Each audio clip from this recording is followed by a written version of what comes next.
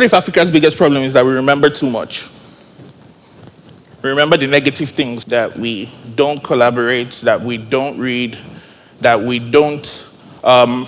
have corrupt leadership. These things have been reiterated and pushed as the representation of Africa. I think we need to forget all of that. I think Africa needs to forget. And I know it's possible because there are so many other things that we have forgotten over time. First of which is the fact that we are responsible for creating some of the scientific and engineering marvels of the world, like the pyramids in Egypt. Or the fact that we've not only had corrupt leadership, but revolutionary leadership like Nelson Mandela or Thomas Sankara.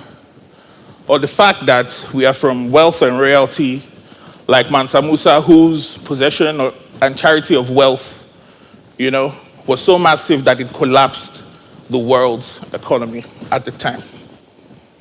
These are things that also make us great. These are things that have made us stand out, yet we forget those in favor of the negative stereotype that's being pushed by media. We need to forget.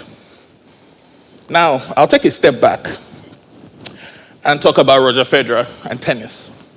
So my dad is somewhere in the room, so he will relate to this mostly. He's a big tennis fan, massive tennis fan. And while growing up, both of us would always argue. He's Team Federer, I'm Team Nadal.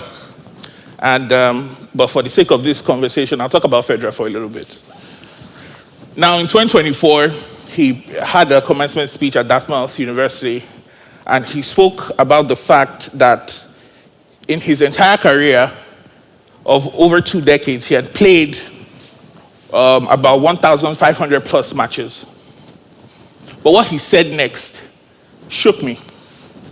He spoke that in all those matches, he had lost about 46% of all the points ever played. 46%. This is arguably the greatest tennis player of all time. I still think that, but what he said next even shook me even further.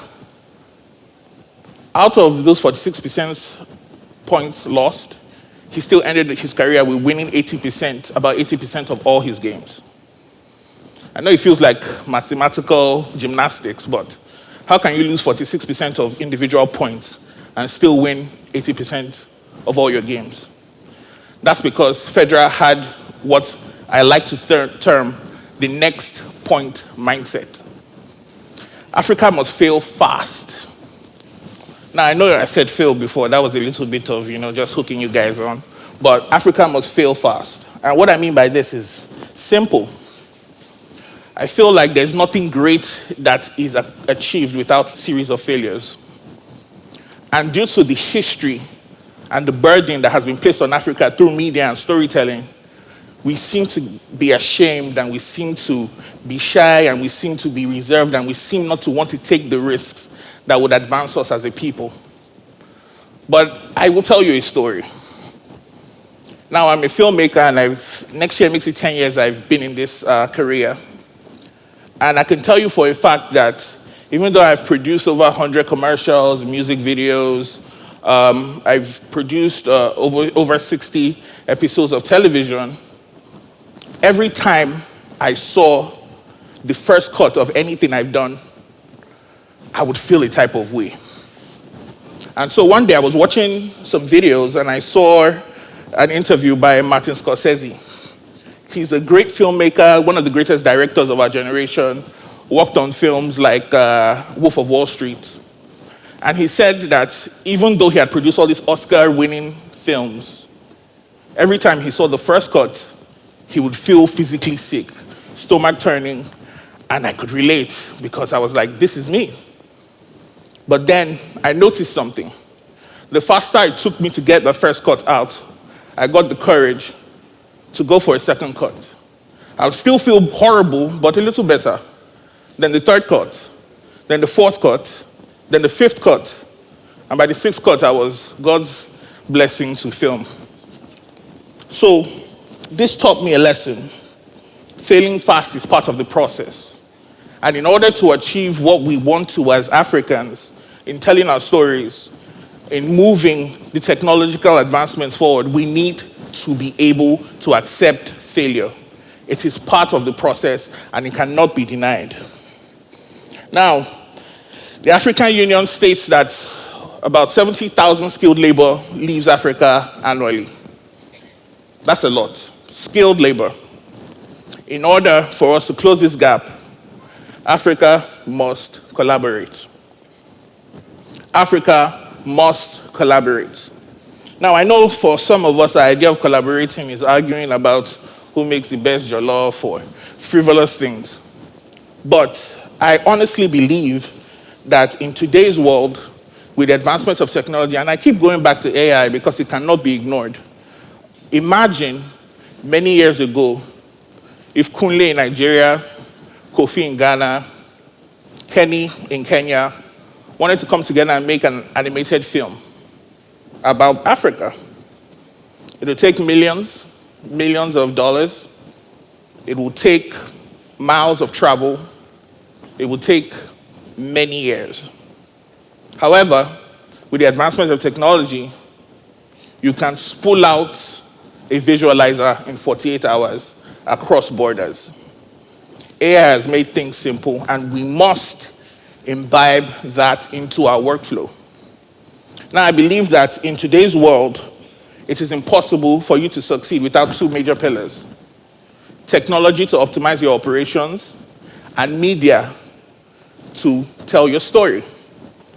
That is where Africa is lacking. I know the part of the rumors and part of the negativity is the fact that Africa cannot move forward because we're technologically behind, but I beg to differ.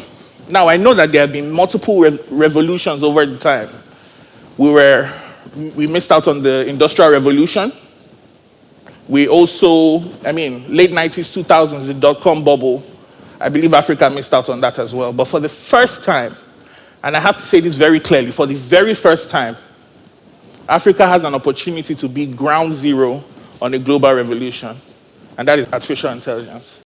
Artificial intelligence is not tomorrow, it's today, it's right now. And so I call on people to be able to collaborate, to make sure that you take part in what is going on in Africa right now. It's possible to update our curriculums. It's possible to make sure that when we are talking about our businesses and our structures and our storytelling, we supercharge it with what we call AI. AI is the great equalizer. AI is able to make us move faster, to be more nimble, to fail and fail and fail and fail until we succeed. These are the pillars. Creation is made simple. I spoke about the 3Ks walking across Africa. Before, it would take a lot of technological hardware to even record or to produce 10 minutes of an animated film. Now, with the help of AI and with the help of tools, this can be done in minutes. And this is no exaggeration. One thing I would also like to tell you is the fact that the rest of the world is saturated. Europe, America, if you go to the cinemas, if you go anywhere, every form of every story has been told, except for the African story. The positive things, the heroes that came before us, and the heroes that exist among us. How can we bridge that gap? Well, back to AI. And like I said, the rest of the world is saturated, but one thing that the world needs in content is African taste, African creativity, African imagination. AI is not a wonder tool. It will give you, or it will maximize the efforts that are pumped in by our taste, our creativity, and our imagination. So I urge you, as I round up, to forget the old limitations that have been placed on us as Africans. Forget the negative stereotypes. Fail fast. Make sure you fail fast today. Write that script. Make that film. Shoot that video. Make that content. fail aggressively and fail fast, because failure is the only way we can refine our taste. You can't know your limitations until you fail. And then the final thing I would say is to unite and collaborate, because Africa is a resource-filled continent. And I'm not just talking about mineral resources. I'm talking about taste, creativity, and imagination. Once we put these three together, we're able to tell a renewed story. We're able to push ourselves as a people forward. Thank you.